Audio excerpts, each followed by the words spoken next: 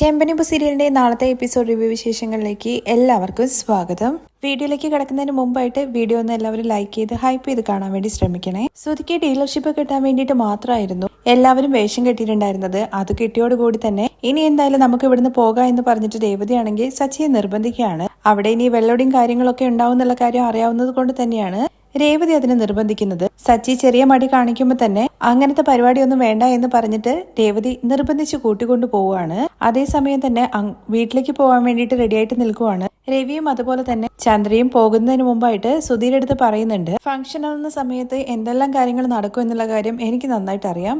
പക്ഷെ നിങ്ങൾ ഏത് രീതിയിലാണോ വീട്ടിൽ നിന്ന് പോകുന്നത് അതേ രീതിയിൽ തന്നെ തിരിച്ച് വീട്ടിലെത്തണം, മനസ്സിലായോ എന്നൊക്കെ പറഞ്ഞിട്ടാണ് സുധീരുടെ അടുത്ത് യാത്ര പറഞ്ഞിട്ട് രവി അവിടെ നിന്ന് ഇറങ്ങുന്നത്. അതേസമയം തന്നെ സച്ചിയും അതുപോലെ തന്നെ രേവതിയും പോകുന്നത് കാണുമ്പോൾ ശ്രുതിയും മീരയും കൂടി പരസ്പരം ഇങ്ങനെ പറയുന്നുണ്ട് കേട്ടോ.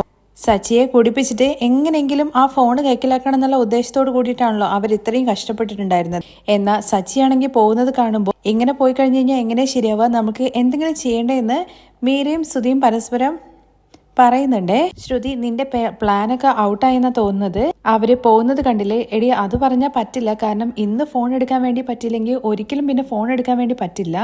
അതിനിപ്പോ എന്താ ചെയ്യാ? അവര് പോകുന്നത് കണ്ടില്ലേ നീ? സച്ചിയും അതുപോലെ രേവതിയും ഭക്ഷണം കഴിക്കാതെ പോകുന്നതെന്നുള്ള കാര്യം ശ്രുതിക്ക് അറിയാം. അതുകൊണ്ട് തന്നെ മീരയെ അവരുടെ അരികിലേക്ക് ചെന്നിട്ട് അവരുടെ അടുത്ത് ഭക്ഷണം കഴിച്ചിട്ട് പോകാൻ വേണ്ടിയിട്ട് നിർബന്ധിക്കാൻ വേണ്ടി പറയാണ്. ഞാൻ പറഞ്ഞു കഴിഞ്ഞു കഴിഞ്ഞാൽ അവര് നിക്കോ എന്നുള്ള കാര്യം മീര ചോദിക്കുന്നുണ്ട്. ഞാൻ പോയി കഴിഞ്ഞു കഴിഞ്ഞാൽ ഡൗട്ടാകും, അതുകൊണ്ട് മീര നീ തന്നെ പോ എന്ന് പറഞ്ഞിട്ട് ശ്രുതി നിർബന്ധിച്ച് പറഞ്ഞയക്കുകയാണ്. അച്ഛനും അമ്മയും പോകുന്നതിന്റെ കൂടെ തങ്ങളും വരുന്നുണ്ട് എന്ന് പറഞ്ഞിട്ടാണ് സച്ചിയും രേവതി അവരുടെ അരികിലേക്ക് ചെല്ലുന്നത്. നിങ്ങൾക്ക് കുറച്ചു നേരം നിന്നിട്ട് പോന്നാ പോരെ എന്നുള്ള കാര്യം രവി ചോദിക്കുന്നുണ്ട്. ഇത് കേട്ട സച്ചിയാണെന്നുണ്ടെങ്കിൽ ശ്രുതിക്ക് ഡീലർഷിപ്പ് കിട്ടിയല്ലോ, ഇനി ഈ വേഷമൊക്കെ അഴിച്ചു കളയാലോ എന്ന് പറയാണ്. വേഷം അഴിച്ചു കളയാന്നോ? അല്ലച്ച, ഞാൻ ഉദ്ദേശിച്ചത് ഈ കോട്ടും കാര്യങ്ങളൊക്കെ ഉണ്ടല്ലോ അത് ഊതിക്കളയാന്നാണ്. എടാ, അവര് ഡീലർഷിപ്പ് തരുന്ന സമയത്ത് പറഞ്ഞത് കേട്ടില്ലേ, നമ്മുടെ കുടുംബത്തെ വിശ്വസിച്ചിട്ടാണ് ഡീലർഷിപ്പ് തരുന്നതെന്ന്. അപ്പോ നമ്മൾ പരിപാടി കഴിഞ്ഞ ഉടനെ തന്നെ എല്ലാവരും പോയി കഴിഞ്ഞു കഴിഞ്ഞാൽ എങ്ങനെയാ ശരിയാവുന്നത്? കുറച്ചു നേരം നിന്നിട്ട് പോയാ പോരെ? അത് അവനും ഒരു സഹായമാവുമല്ലോ. ആ ശരി, അച്ഛൻ പറയുന്നത് കേട്ടില്ലേ രേവതി? അങ്ങനെയാണെങ്കിൽ നമുക്ക് നിൽക്കാം എന്ന് രേവതിയും പറയുന്നുണ്ട്. സമാധാനം എന്നുള്ള കാര്യം സച്ചി കുറച്ചൊരു ഫ്രീഡം കിട്ടിയപ്പോ പറയുന്നുണ്ട്. എടാ, സുധീരുടെ അടുത്ത് പറഞ്ഞ കാര്യങ്ങൾ തന്നെയാണ് എനിക്ക് നിന്റെ അടുത്തും പറയാനുള്ളത്. എങ്ങനെയാണോ ഫംഗ്ഷൻ ഇങ്ങോട്ടേക്ക് വന്നത് അതുപോലെ തന്നെ തിരിച്ച് വീട്ടിലേക്കും വരണോ എന്ന്. ശരി അച്ഛാ, അതൊക്കെ ഞങ്ങൾ നോക്കിക്കോളാം. അച്ഛൻ സൂക്ഷിച്ചും കണ്ടൊക്കെ പോണേന്ന് പറയുമ്പോ അതെല്ലാം ഞാൻ പൊക്കോളാടാ. സുധിക്ക് ഹെൽപ്പിന് വേണ്ടിയിട്ട് ഇവനെ നിർത്തിയിട്ട് ഇവൻ വേറെ എന്തെങ്കിലും ഇടകൂടെ ഉണ്ടാക്കുമോ എന്നുള്ള കാര്യം ചന്ദ്ര ചോദിക്കുന്നുണ്ട്. നിനക്ക് രേവതിയെ ചീത്ത വിളിച്ചിട്ടില്ലെങ്കിൽ സമാധാനം ഉണ്ടാവില്ലല്ലോ, വിളിച്ചിട്ട് വന്നാൽ മതി എന്ന് പറഞ്ഞിട്ട് രവി അങ്ങ് പോവാണ്. ബാമയും കൂടെ തന്നെ പോകുന്നുണ്ട്. ചന്ദ്രയാണെന്നുണ്ടെങ്കിൽ രേവതിയുടെ അടുത്ത് പറയുന്നുണ്ട്, ഇവിടെ ചുറ്റിപ്പറ്റി നിൽക്കാതെ വേഗം അങ്ങ് വീട്ടിലേക്ക് വന്നേക്കണമെന്ന്. ഇവരുടെ സംസാരം കേട്ട മീരയാണെന്നുണ്ടെങ്കിൽ ഓടിച്ചെന്നിട്ട് ശ്രുതിയുടെ അടുത്ത് പറയുന്നുണ്ട്, നിന്റെ അമ്മായിപ്പനുണ്ടല്ലോ അദ്ദേഹം പറഞ്ഞു പാർട്ടി കഴിഞ്ഞതിന് ശേഷം സച്ചിയുടെ അടുത്തും രേവതിയുടെ അടുത്തും വീട്ടിലേക്ക് വന്നാൽ മതി എന്ന്. ഹാവു എന്തായാലും പുള്ളി അറിയാതെ ഒരു ഹെൽപ്പ് ചെയ്തു എനിക്ക് വേണ്ടിയിട്ട്. രേവതിയാണെങ്കിൽ ഭക്ഷണം കഴിക്കാൻ വേണ്ടിയിട്ട് ഒറ്റയ്ക്കാണ് പോയിരിക്കുന്നത്. സച്ചി എന്തായാലും കുടിക്കാൻ വേണ്ടി തന്നെയായിരിക്കും പോയിട്ടുണ്ടാവുക. ആ സമയത്ത് നമുക്ക് ഫോൺ എടുക്കാം. അബ്ലേ സർ ആണെന്നുണ്ടെങ്കിൽ ഡ്രിങ്ക്സ് കഴിച്ചുകൊണ്ടിരിക്കുവാണ്. സുധിയെ അങ്ങോട്ട് വിളിക്കുമ്പോൾ സുധി പറയുന്നുണ്ട്, സർ ഞാൻ ഇതൊന്നും കഴിക്കില്ല എന്ന്. അതെങ്ങനെ സുധി ശരിയാവുന്നത്? നമ്മള് ഇതുപോലത്തെ വലിയ വലിയ ബിസിനസ് ഡീൽസിലും കാര്യങ്ങളിലൊക്കെ എല്ലാവരും ഡ്രിങ്ക്സ് കഴിക്കുക എന്ന് പറയുന്നത് പതിവായിട്ടുള്ള ഒരു കാര്യമാണ്. എന്നാൽ സുധി മാത്രം ഇങ്ങനെ ഒതുങ്ങി നിന്ന് കഴിഞ്ഞു കഴിഞ്ഞാൽ എല്ലാവരും നിന്നെ ഇഗ്നോർ ചെയ്യും. കേട്ടല്ലോ സുധി എന്ന് ആനന്ദ് പറയുന്നുണ്ട് കേട്ടോ. തുടർന്ന് അബ്ല സർ പറയുന്നത്, നമ്മളൊന്നും അങ്ങനെ ഡെയിലി ഡ്രിങ്ക്സ് ചെയ്യുന്ന ആൾക്കാരൊന്നും അല്ലല്ലോ. ഇതുപോലത്തെ പാർട്ടീസ് അതുപോലെ ഗെറ്റ് ടുഗദർ അങ്ങനത്തെ ചില ഒക്കേഷൻസിൽ മാത്രമാണല്ലോ നമ്മൾ കഴിക്കുന്നത്. അതൊന്നും അത്ര വലിയ തെറ്റേയല്ല. സർ, ഞാൻ ഇതുവരെ ഇത് കഴിച്ചിട്ടില്ലെന്ന് സുധി പറയുന്നത് കേൾക്കുമ്പോൾ, അങ്ങനെയാണെങ്കിൽ നീ ആദ്യം എന്നിൽ നിന്ന് തന്നെ സ്റ്റാർട്ട് ചെയ്തോളൂ. നമ്മൾ ഇതുപോലെ ഫോറിൻ മീറ്റിംഗിലും കാര്യങ്ങൾക്കൊക്കെ പോയി കഴിഞ്ഞു കഴിഞ്ഞാലുണ്ടല്ലോ ഇതില്ലാതെ പറ്റില്ല. ഇന്ന് സുധിക്ക് വേണ്ടിയിട്ട് ഞാൻ ഡ്രിങ്ക്സ് ഓഫർ ചെയ്യാം എന്ന് പറഞ്ഞിട്ട് അവരെ നിർബന്ധിച്ച് കുടിപ്പിക്കാൻ വേണ്ടി പോവാണ്. സുധിയാണെന്നുണ്ടെങ്കിൽ ആനന്ദിന്റെ അടുത്ത് ചോദിക്കുന്നുണ്ട് എന്താ ചെയ്യാന്ന്. മര്യാദയ്ക്ക് കുടിച്ചോ, അല്ലെങ്കിൽ ഒരുപക്ഷെ അദ്ദേഹം നീയുമായിട്ടുള്ള ഡീലർഷിപ്പ് തന്നെ വേണ്ടെന്ന് വെക്കും. നീ ഈ ഡ്രിങ്ക്സ് ഓഫർ ചെയ്യുന്നത് ഇഗ്നോർ ചെയ്താലുണ്ടല്ലോ അത് അദ്ദേഹത്തിനെ അവരെ ഇൻസൾട്ട് ചെയ്യുന്ന ആളെ പോലെയാകും. അവരെ ബോംബേസിലൊക്കെ ഇതൊക്കെ സഹജമായിട്ടുള്ള കാര്യം എന്നൊക്കെ പറയുന്നുണ്ട്. മര്യാദയ്ക്ക് മേടിച്ചു കുടിക്കുക എന്ന് പറഞ്ഞിട്ട് ആനന്ദും സുധിയെ നിർബന്ധിച്ചിട്ട് കുടിപ്പിക്കുകയാണ്. അങ്ങനെ സുധി കുടിക്കാൻ വേണ്ടിയിട്ട് സ്റ്റാർട്ട് ചെയ്യുന്നുണ്ട്. അതേസമയം രേവതി ഇങ്ങനെ അങ്ങോട്ട് നടന്നു വരുന്നത് കാണുമ്പോഴേക്കും ശ്രുതി അവിടുന്ന് ഫോൺ വിളിക്കുന്നത് പോലെ അങ്ങ് പോകുന്നുണ്ട്. മീരയോട് രേവതിയുടെ അടുത്തേക്ക് പോകാൻ വേണ്ടി പറഞ്ഞിട്ട് മീരയാണെങ്കിൽ രേവതിക്ക് അരികിലേക്ക് ചെന്നിട്ട് ജ്യൂസ് കുടിക്കുന്നു എന്ന് ചോദിക്കുന്നുണ്ട്. വേണ്ട, എനിക്ക് ഇന്ന് രേവതി പറയുന്നുണ്ടെങ്കിലും എനിക്ക് രേവതി ഇവിടെ അങ്ങനെ ആരെയും പരിചയമൊന്നുമില്ല. ഞാൻ ഒരു ഗ്ലാസ് ജ്യൂസ് കുടിക്കാന്ന് വിചാരിക്കുന്നുണ്ട്. നീ ഇവിടെ ഇരിക്കും, നമുക്ക് രണ്ടുപേർക്കും ഒരുമിച്ച് കുടിക്കാം, ഞാൻ എടുത്തിട്ട് വരാം എന്ന് പറഞ്ഞിട്ട് രേവതി അവിടെ ഇരുത്തിയിട്ട് മീര ജ്യൂസ് കുടിക്കാൻ വേണ്ടി പോവാണ്. അതേസമയം ശ്രീകാന്ത് ആണെന്നുണ്ടെങ്കിൽ നമ്മുടെ സുധി അവിടുന്ന് കുടിക്കുന്നത് കാണുന്നുണ്ട്. സുധിയെ തട്ടി വിളിച്ചിട്ട് മാറ്റി നിർത്തിക്കൊണ്ട് ശ്രീകാന്ത് ചോദിക്കുന്നുണ്ട്, സുധിയേട്ടൻ എന്താ ഈ കാണിക്കുന്നത്? അച്ഛൻ കുടിക്കരുതെന്നുള്ള കാര്യം പറഞ്ഞില്ലേ? ഞാനും കുടിക്കരുതെന്ന് തന്നെയാണ് വിചാരിച്ചത്. പക്ഷേ അഭിലാഷ് സാർ നിർബന്ധിച്ചപ്പോ എനിക്ക് കുടിക്കാതിരിക്കാൻ വേണ്ടി പറ്റിയില്ല. അദ്ദേഹം എന്നെ നിർബന്ധിച്ചു. പിന്നെ നമ്മൾ സച്ചിയെ പോലെ എന്നൊന്നും കുടിക്കുന്നില്ലല്ലോ, ഒരു ദിവസമല്ലേ. ശ്രീകാന്ത് നീയും കുടിക്ക്. വേണ്ട, എനിക്ക് വേണ്ട. വർഷ എന്നെ ചീത്ത വിളിക്കും. അത് മാത്രമല്ല, വീട്ടിലേക്ക് ചെന്ന് കഴിഞ്ഞ് കഴിഞ്ഞാൽ അച്ഛൻ നന്നായിട്ട് ചീത്ത പറയും. ഇല്ലടാ, നമ്മള് വീട്ടിലേക്ക് ചെല്ലുമ്പോഴേക്കും അച്ഛൻ കിടന്നുറങ്ങി കാണും.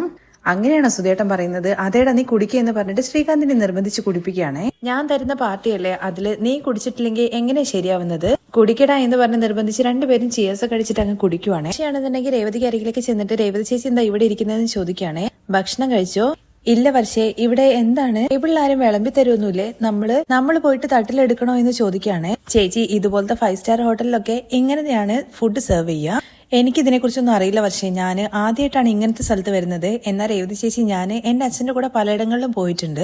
അപ്പൊ പക്ഷേ ഇതിനൊക്കെ എത്ര ചെലവാവെന്ന് ചോദിക്കുന്നുണ്ട്. ഭക്ഷണത്തിനും അതുപോലെ തന്നെ ആൽക്കഹോളിനും എല്ലാത്തിനും കൂടി ചേർന്നിട്ട് ഒരു 5 ലക്ഷം രൂപയുടെ ഒക്കെ അടുത്ത് വരും. 5 ലക്ഷോ?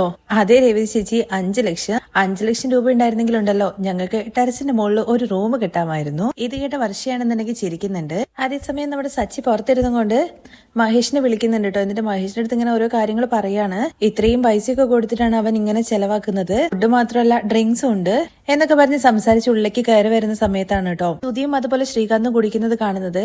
കാരണം സച്ചി കുടിക്കാണ്ടിരിക്കുന്നത് അച്ഛൻ ചീത്ത പറയുമെന്ന് വിചാരിച്ചിട്ടാണ്. പക്ഷെ ഇവർ രണ്ടുപേരും കുടിക്കുന്നത് കാണുമ്പോൾ, എടാ ഞാൻ വെക്കാണ് ഫോണ്, പിന്നെ വിളിക്കുക എന്ന് പറഞ്ഞിട്ട് വേഗം ഫോൺ വെച്ചിട്ട് ഇവരുടെ അരികിലേക്ക് അങ്ങ് ചെല്ലുവാണേ. ചെന്നിട്ട് സച്ചി ചോദിക്കുന്നത്, നിങ്ങൾ രണ്ടുപേരും എന്താ ചെയ്യുന്നതെന്ന്. ഇത് കേട്ട സുധിയാണെങ്കിൽ, നീ ദിവസവും ചെയ്യുന്നത് എന്താണ്? ഞാൻ ദിവസം കുടിക്കുന്നത് നീ കണ്ടിട്ടുണ്ടോ? അല്ല ശ്രീകാന്തേ, കുടിക്കരുതെന്ന് അച്ഛൻ പറഞ്ഞിട്ടില്ലേ? ഇത് സോഷ്യൽ ഡ്രിങ്ക് ആണെന്ന് സുധി ഉടനെ പറയുകയാണേ. എന്ത് സോഷ്യൽ ഡ്രിങ്ക്?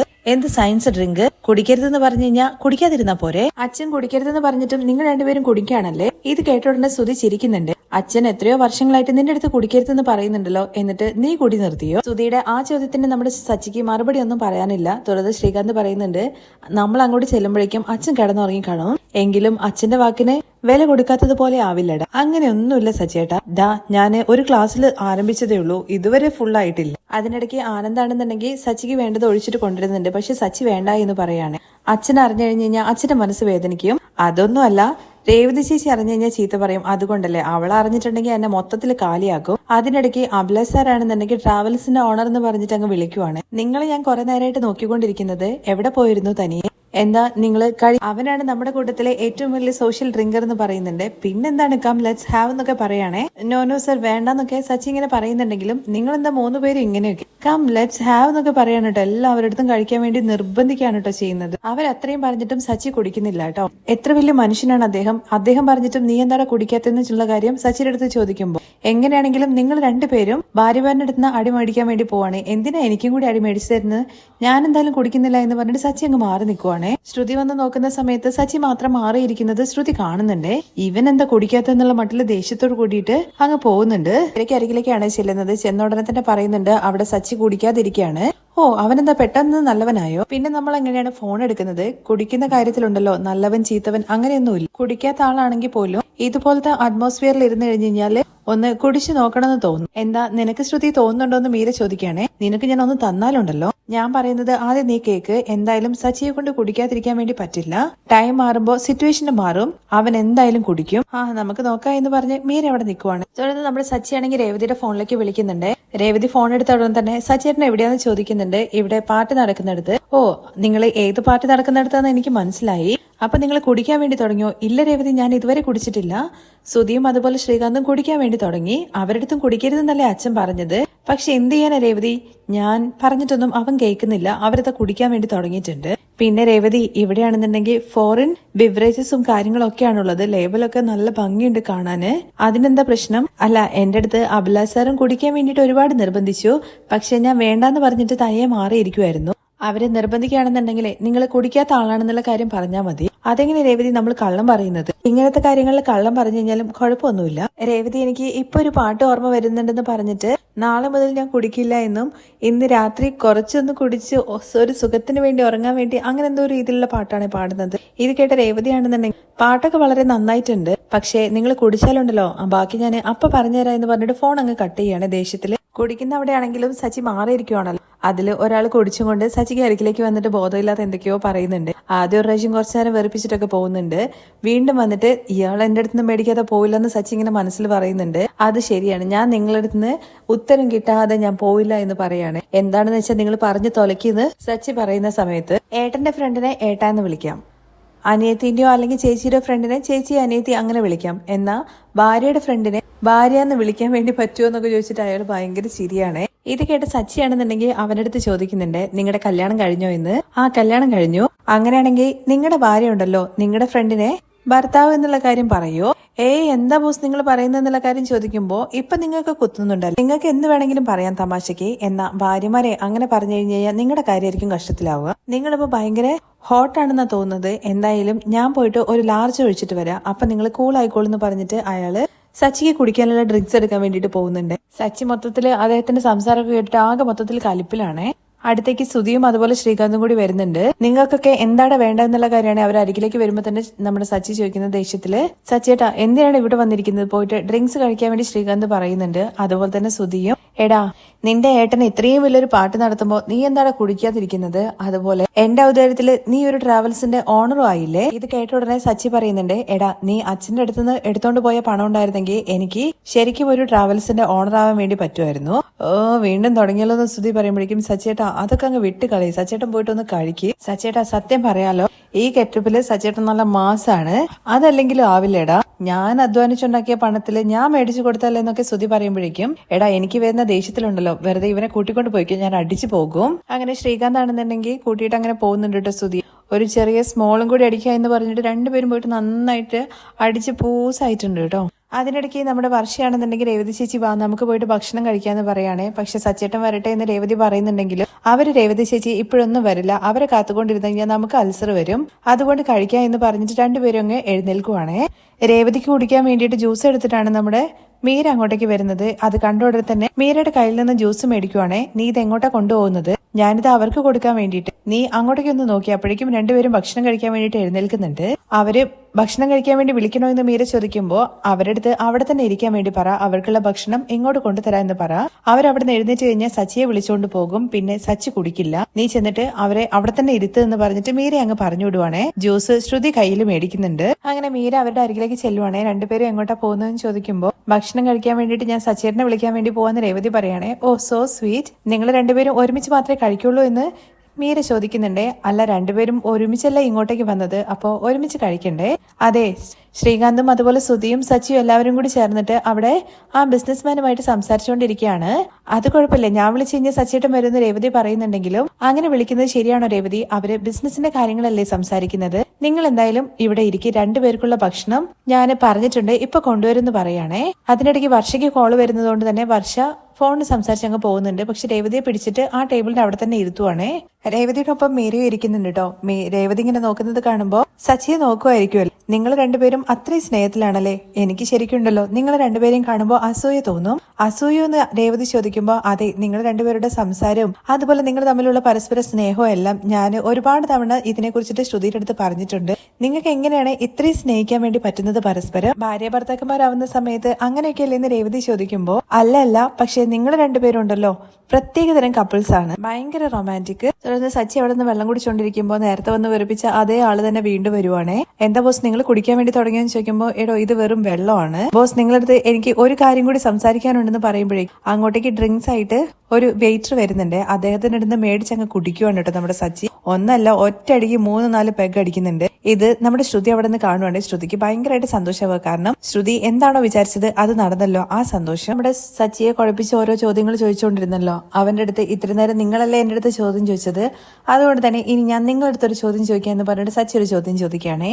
ഏത് വാച്ചാണ് കറക്റ്റ് ആയിട്ട് സമയം കാണിക്കുന്നത് എന്നുള്ള കാര്യം ചോദിക്കുകയാണേ. എല്ലാ വാച്ചും കറക്റ്റ് ആയിട്ടല്ലേ സമയം കാണിക്കുന്നത്, നമ്മളാണ് കറക്റ്റ് സമയം വാച്ചിൽ നോക്കിയിട്ട് പറയുന്നതെന്നാണ് സച്ചി തിരിച്ച് മറുപടി കൊടുക്കുന്നത്. അടുത്ത സച്ചിയുടെ ക്വസ്റ്റ്യൻ എന്താ വെച്ച് കഴിഞ്ഞാല് പശു എന്താണ് പാല് തരുന്നത് എന്നാണ്. അതിന് മറുപടി ബോസ് നിങ്ങൾ തന്നെ പറയുന്നത് സച്ചിയുടെ അടുത്ത് അദ്ദേഹം പറയുമ്പോ, കാരണം പശുവിന് ചായയും കാപ്പിയൊന്നും തരാൻ വേണ്ടി പറ്റില്ലല്ലോ, അതുകൊണ്ട് സച്ചിയുടെ ഈ ക്വസ്റ്റ്യന് മറുപടി എല്ലാം കൂടി കേട്ടിട്ട് അയാൾ പറയുന്നുണ്ട് കുടിച്ചതിന്റെ ഇത് കെട്ടൊക്കെ ഇറങ്ങി പോകുന്നത് പോലെ തോന്നുന്നു ബോസ് എന്ന്. അടുത്തതായിട്ട് സച്ചി ചോദിക്കുന്ന ക്വസ്റ്റ്യൻ എന്താ വെച്ച് കഴിഞ്ഞാല് ഉറങ്ങുന്നതിന് മുമ്പ് ആൾക്കാർ എങ്ങനെയായിരിക്കും ഇരിക്കുക എന്ന്. ബോസ് നിങ്ങൾ തന്നെ പറയൂ, എങ്ങനെയായിരിക്കും ഇരിക്കുക? കണ്ണു തുറന്നിട്ട് ബോസേ നിങ്ങളെ ഞാൻ നമിച്ചു, ഇനി ഞാൻ നിങ്ങളുടെ പരിസരത്ത് പോലും വരില്ല എന്ന് പറഞ്ഞിട്ട് അയാൾ അവിടുന്ന് സ്കൂട്ടാവുകയാണ്. കുടിച്ചല്ലോ. അങ്ങനെ സച്ചി നേരെ അവരുടെ അരികിലേക്കും ചെല്ലുന്നുണ്ട്. അല്ല സച്ചി നീ കുടിക്കുന്നില്ല എന്ന് പറഞ്ഞിട്ട് അഭിലയ സാർ ചോദിക്കുമ്പോൾ സാറിനെ പോലത്തെ വലിയൊരാൾ പറഞ്ഞു കഴിഞ്ഞു കഴിഞ്ഞാൽ എങ്ങനെയാ കുടിക്കാതിരിക്കുക അല്ലടാ എന്നുള്ള കാര്യം സുധീരുടെ അടുത്ത് ചോദിക്കുമ്പോൾ അതെ കറക്റ്റ് ആണ്, എത്ര എണ്ണം കഴിച്ചു എന്ന് ശ്രീകാന്ത് ചോദിക്കുമ്പോൾ 3 പെഗ് അടിച്ചു.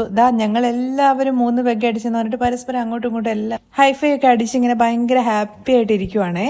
അതേസമയം വർഷയ്ക്കും അതുപോലെ രേവതിക്കും വേണ്ട ഫുഡൊക്കെ മീര അവിടെ എത്തിച്ചു കൊടുക്കുന്നുണ്ട്. രേവതിയാണെന്നുണ്ടെങ്കിൽ സച്ചിയെ തന്നെ ഇങ്ങനെ നോക്കുന്നുണ്ട്. എന്താ രേവതി നിനക്ക് സച്ചിയെ പിരിഞ്ഞിരിക്കാൻ വേണ്ടി പറ്റില്ല എന്നൊക്കെ മീര ചോദിക്കുന്നുണ്ട്. അതുകൊണ്ടല്ല, പിന്നെന്താ രേവതി ചേച്ചി ഡ്രിങ്ക്സ് കഴിക്കോ എന്നുള്ള ഭയത്തിലാണോ എന്ന് വർഷ ചോദിക്കുമ്പോൾ അതുമല്ല വർഷയെ, കാരണം അച്ഛന് സച്ചിയുടെ വാക്ക് കൊടുത്തിട്ടുണ്ട് കഴിക്കില്ല എന്ന്, അതുകൊണ്ട് കഴിക്കില്ല.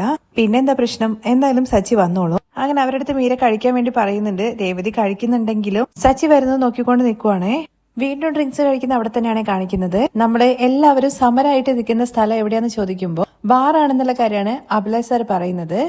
അതും ശരി തന്നെയാണ്, പക്ഷെ ഞാൻ ഉദ്ദേശിച്ചത് അവിടെയല്ല. പിന്നെ എവിടെയാണെന്നുള്ള കാര്യം ചോദിക്കുമ്പോൾ ചുടുകാടാണോ എന്ന് ആനന്ദ് ചോദിക്കുന്നുണ്ട്. അതും ശരി തന്നെയാണ്, പക്ഷെ ഞാൻ പറഞ്ഞത് വേറൊരു ഇടമാണ്, മുടി വെട്ടുന്ന അവിടെ നമ്മളെല്ലാവരും ഒന്നായിട്ട് തന്നെയാണല്ലോ നിൽക്കുക. അങ്ങനെ അതുമായിട്ട് ബന്ധപ്പെട്ട പാട്ടൊക്കെ പാടുന്നുണ്ട്. സച്ചിക്ക് ഇഷ്ടപ്പെട്ട പാട്ടുകാരൻ തന്നെയാണ് അഭിലയ സാറിനും ഇഷ്ടം. അങ്ങനെ രണ്ടുപേർക്കും ഇഷ്ടപ്പെട്ട ഒരേ പാട്ടൊക്കെ എല്ലാവരും കൂടി ചേർന്നിട്ട് അവിടെ ഇങ്ങനെ ഭയങ്കര ആഘോഷമായിട്ട് പാടുന്നൊക്കെ ഉണ്ട്.